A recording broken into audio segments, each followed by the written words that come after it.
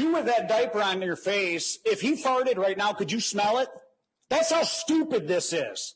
We're all playing games here with people's lives, and I'm sick of it. I represent all these hardworking guys that couldn't be here today to take off work to put up with this BS that you guys are putting down. And there's hell coming. There's hell coming, and I'm not doing it to threaten anybody. But there's a lot of good guys out there ready to do bad things soon. Watch what's coming. These mandates are against the Nuremberg codes. The first one states voluntary informed consent. Are you a Nazi? What is it? They send my dad off to Vietnam and fight for the country, but you're going to tell him to wear a mask? Sir, I appreciate the fact that I can't control myself. There's a lot of other guys that control myself, that can't control themselves. Talk to me. That's why they're not here right now. Somebody. I have nothing else to say. Do what's right. There's a lot of bad things coming. That's all the in-person public comment. We do have 11 current Zoom hands raised.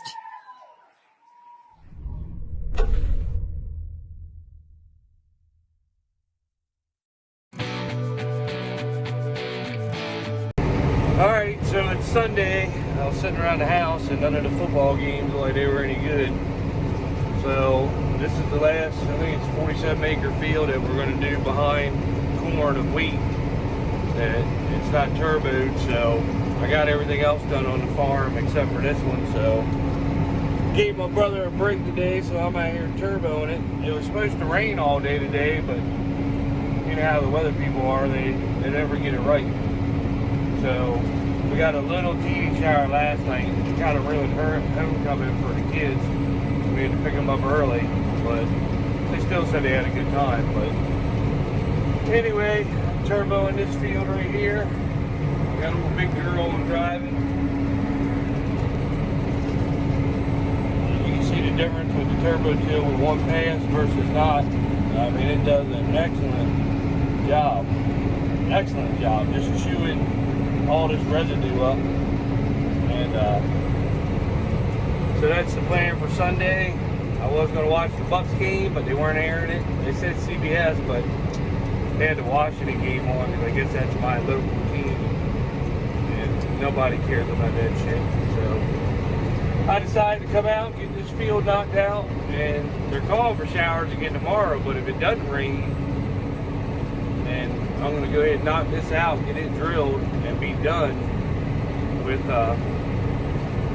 drilling wheat behind corn. I don't know how much wheat we're going to put in behind soybeans yet, but definitely going to get corn ground done if it doesn't rain tomorrow, and get ready for beans, because we got a lot of beans that are right there ready to go. So everybody enjoy your Sunday. See you.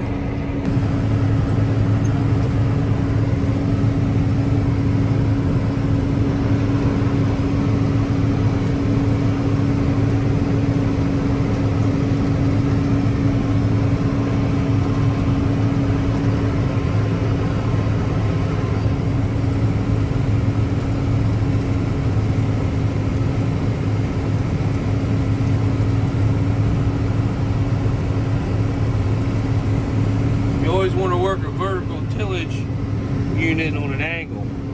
That's when you do the best chopping. You don't want to run with the rows. You want to go at a slight angle. I'm sorry I can't hold the phone too steady, but I'm at speed.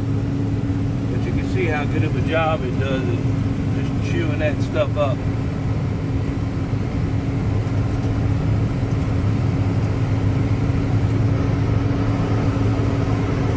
There's the end result. That's just one pass. It just shreds it.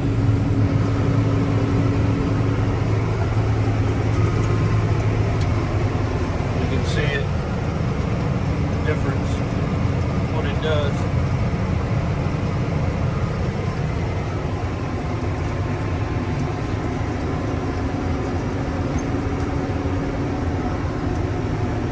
All right, good morning. It's Thursday. We had, I don't know, 3/10 of rain, but it lasted. It was like one of those misty 2-day soaking rains, but I still think we only got like 2-3 tenths, something like that. Everybody keeps saying.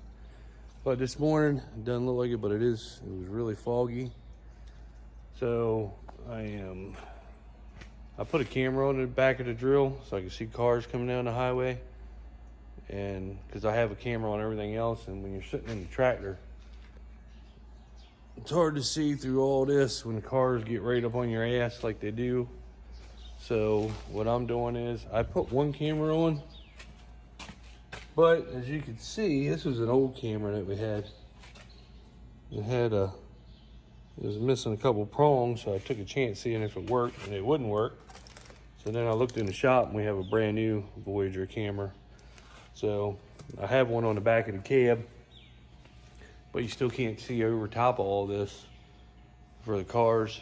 So I'm gonna put one on the back. I got one on the back of the planter and the sprayer and everything else. And it really makes it nice when you're going down the highway, seeing what's coming up on you. If you're gonna turn into a road or a field, you know you can either turn or you can just kind of pull over and wait for everybody to go, because no matter if you got your blinkers on or not, and she's got blinkers, I mean, they're bright. And if you got your blinkers and everything on, they still try to come around you. So, better safe than sorry. You know, it's not that expensive to put a camera on everything and keep an eye on everything instead of somebody doing something stupid and then they try to sue you over their fault. So, I'm gonna take this camera off, put the new camera on, and should work. All right, so let's see if this camera works. It was a brand new one that we had here that we didn't use on the baler. We got 2 or 3 of them on the baler and that tractor. So let's see here. All right, well, that's the back of the tractor. And then you switch her. And there you go. That's what it looks like. Shows me what's behind it, and that's nice. I tell you, they make it a lot safer. I really like the cameras system. All right, that's back to that's the one that we have on the tractor. And it has 3 camera option. I only have 2, so there it is again. So that's sweet. That makes it nice when you're going down the road and you just pop it off. So that's what it looks like when I'm going down the road, so I can tell who's all coming up behind me and everything. Cars and stuff, so it definitely makes a big difference. Alright, so I'm drilling wheat. Last 50 acres that I got after corn. My brother come over here and finished turbo tilling everything up, so let's talk about the John Deere strike. I agree completely with these employees that are striking. If you go to Walmart and you buy 2 bags of groceries, it's over $100. I went to Sam's Club the other day, got 4 items. I got 2 packs of batteries, a roll of paper or toilet paper, and a little pack of steaks. $94 for 4 items. It's ridiculous. Then we went to our Food Lion and did our main grocery shopping. I spent $360, like I think the receipt was $362. Just for normal shit, nothing special. Lunch meat, bread, you know, your normal food that you're gonna have dinners for maybe a week and a couple days, I'd say, is what that food will last us. So overall, I spent $400 some in one for just a week's supply of groceries. The pay isn't going up. You do got Dunkin' Donuts, places like that, McDonald's are starting to pay their people more, but they're not really making any money because they're cutting their days back. So they might be paying $15, $18 an hour, but they're only giving them 2 days of work. They're not giving somebody a full week's work. They're just splitting it up a bunch of months, you know, a bunch of kids. So a big $1 billion company, and they had record profits this year. I looked it up. John Deere had record profits, even with the pandemic. They have so many orders, I guess they're a little bit behind on them, but they're getting the tractors out. Combines, everything they make. Doesn't matter what it is. If you look at a tractor now, a new tractor is what? 500 to 700,000. The new X9 combines are over $1 million.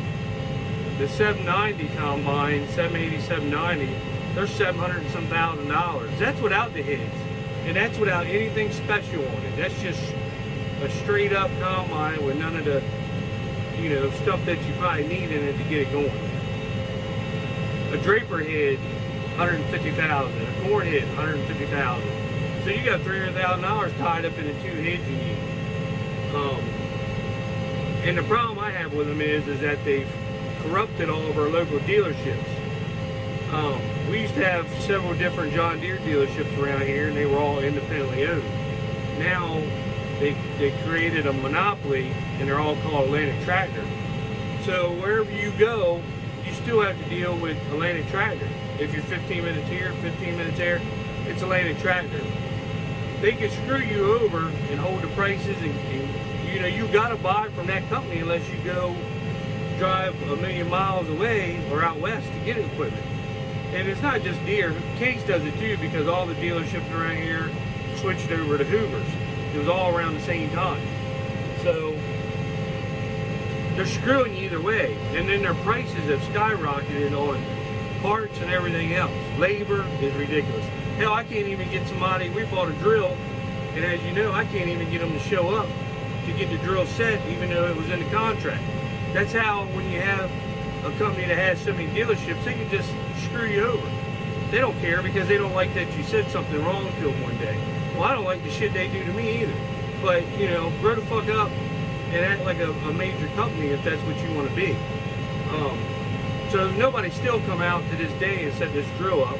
I had the mechanic cuss at me through text messages and basically threatened me not to call him anymore and I didn't even say anything about him. It was a service guy the whole time that did this. I knew who it was. But that's fine. It's beside the point. Whatever. They're a bunch of dumbasses now anyway. So they can't hold up to their end of a deal. That shows you how corrupt, when you monopolize a bunch of dealerships, are. They can just say, screw the farmer, give me the money, and they don't have to cater to you, help you. They don't have to do anything. So, and I really wish I didn't like John Deere products, because I'd go to Case and be like, fuck them, just to prove a point, which they wouldn't care anyway, because we are a major purchaser, but we buy used shit, but they're still selling stuff. We do buy a bunch of parts, labor from them, but you wouldn't know that the way they act. They don't care about nobody. They don't even care about their big farmers that they cater to. They're all just a bunch of crybabies.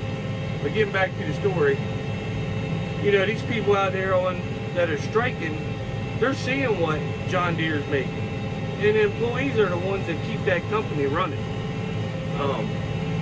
So they deserve a better wage, I feel.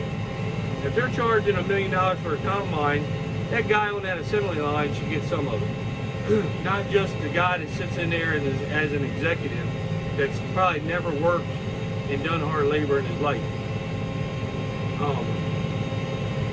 And I'm glad they went on strike. And, I'm sure it was about the retirement, the health care, and their pay is what they were arguing about from what I've read.